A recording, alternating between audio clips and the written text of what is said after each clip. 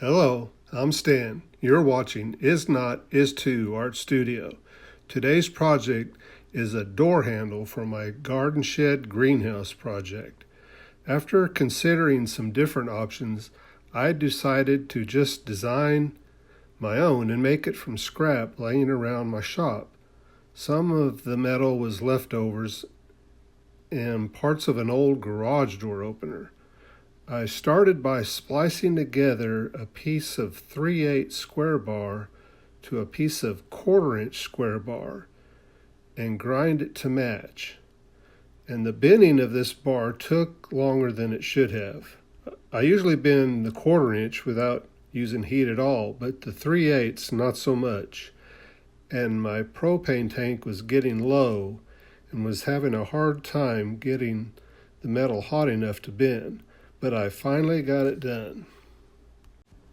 By the way, thank you for watching my video.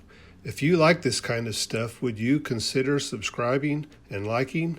And a nice comment from you would be nice. If you're not familiar with my channel, I like making stuff, usually art related. Recently I've been working on the garden shed greenhouse, and I have several videos on it so far, but I like making other things as well, like outdoor metal sculptures and epoxy resin 3D wall art sculptures.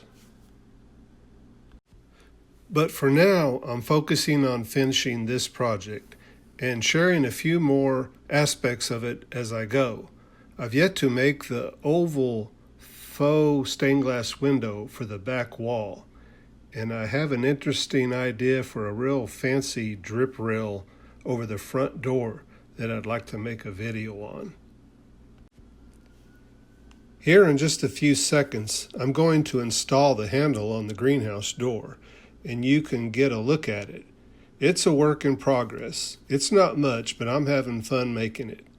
Actually, with the climate we have here in North Texas, there's not much need for a greenhouse.